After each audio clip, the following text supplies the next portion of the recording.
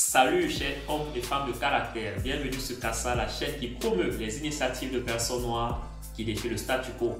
Alors aujourd'hui, j'aimerais te parler d'une femme, plus précisément d'une férue de mathématiques à qui nous devons des outils comme Google Maps, des outils devenus quasiment indispensables dans notre vie quotidienne.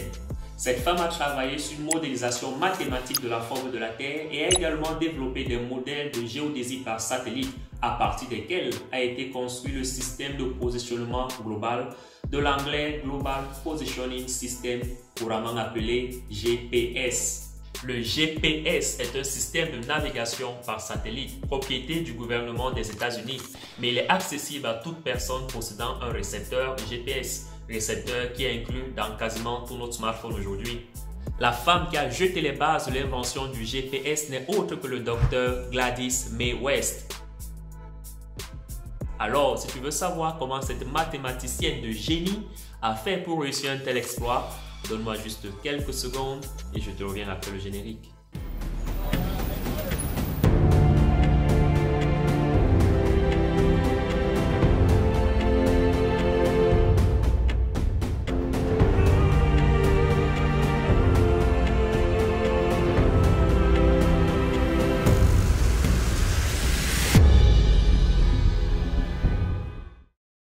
Le système de positionnement global, en abrégé GPS, est un système de radionavigation par satellite appartenant au gouvernement des États-Unis, mais accessible à toute personne possédant un récepteur GPS. Il ne nécessite pas que l'utilisateur transmette des données et fonctionne indépendamment de tout réseau téléphonique ou Internet, bien que cette technologie puisse améliorer l'utilité des informations de positionnement GPS.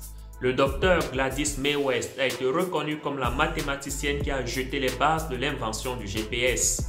Ceci du fait de ses contributions à la modélisation mathématique de la forme de la Terre et de ses travaux sur le développement des modèles de géodésie par satellite qui ont été incorporés dans le système GPS. Gladys Mae West est née le 27 octobre 1930 dans le comté de Dinwiddie, en Virginie. Sa famille possédait une ferme où elle travaillait du petit matin à la fin de l'après-midi. Les arbres trouvés sur la ferme de sa famille ombrageaient certains bâtiments scolaires où elle aspirait à aller.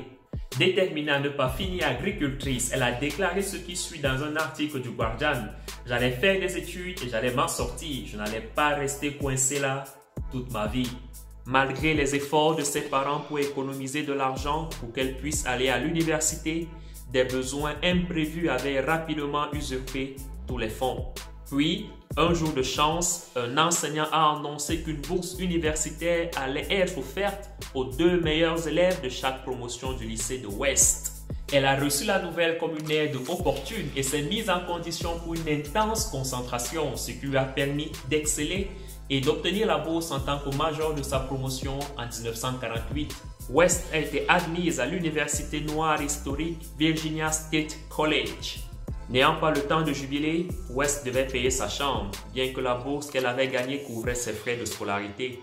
Ses parents payaient les factures au cours de la première année, mais ils n'ont pas pu continuer.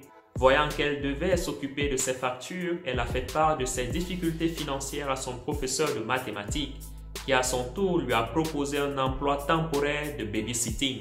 West avait choisi de se spécialiser en mathématiques car c'était un cours très respecté et que d'ailleurs, la plupart des hommes hésitaient à étudier et cela ne la dérangeait en aucune façon. Je savais au plus profond de mon cœur que rien ne se mettrait en travers de mon chemin, a déclaré West dans le reportage du Guardian. Après avoir obtenu sa licence en mathématiques en 1952, West a commencé à enseigner les mathématiques et la science afin de réunir des fonds pour poursuivre ses études.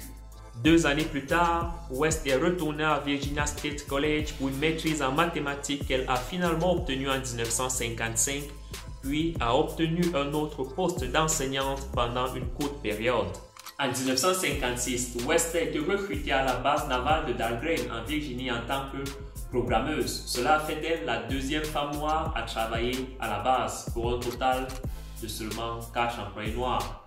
À cette époque, la Navy avait fait venir des ordinateurs sur lesquels West effectuait de la programmation et du codage de machines gigantesques. Au plus profond d'elle-même, elle se sentait fière d'avoir obtenu ce travail, mais était également consciente que ce n'était que le début. West souffrait d'un complexe d'infériorité à l'époque qui est devenu plus tard sa force motrice pour le travail acharné. À la base, elle faisait face à un travail difficile et devait gérer d'énormes ensembles de données. Elle a rapidement gravi les échelons professionnels et obtenu beaucoup de respect et d'admiration. Dans le même temps, West avait obtenu une maîtrise en administration publique de l'Université de l'Oklahoma. Dans les années 1960, West faisait partie d'une étude qui a remporté un prix intitulé « La régularité du mouvement de Pluton par rapport à Neptune », d'après un communiqué de presse de l'US Air Force 2018. En 1979, le chef du département a finalement reconnu son travail acharné par une recommandation. Par la suite, elle a été nommée chef de projet pour le projet d'altimétrie radar CSAT, un premier satellite du genre pour surveiller les océans, où elle dirigeait une équipe de 5 personnes. De plus, elle a programmé un ordinateur extensible, un IBM 7030, pour fournir avec précision des calculs pour un modèle terrestre géodésique.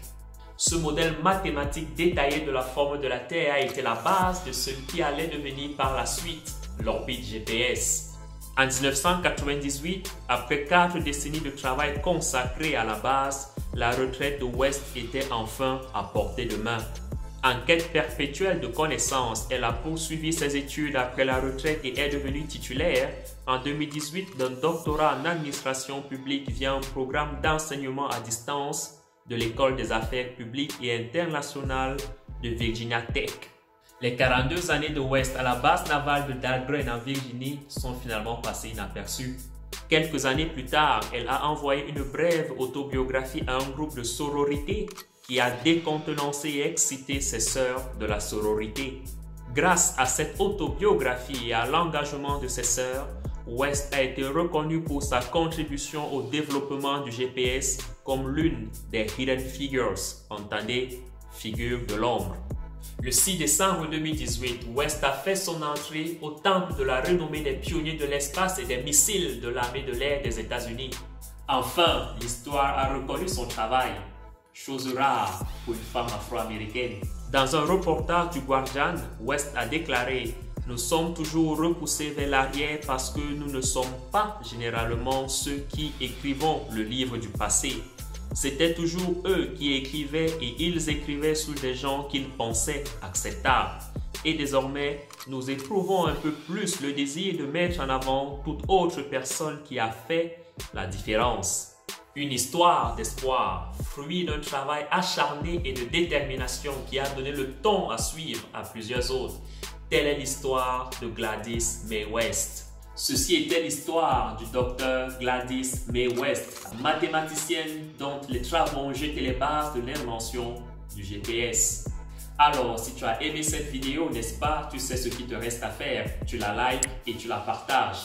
Cela permet à YouTube de savoir que cette histoire t'a plu et qu'elle peut également plaire à plusieurs autres personnes. Surtout, n'oublie pas de t'abonner à la page YouTube Kassa, n'est-ce pas? Si tu es un ancien sur cette chaîne et que tu ne l'as pas encore fait, eh bien, abonne-toi.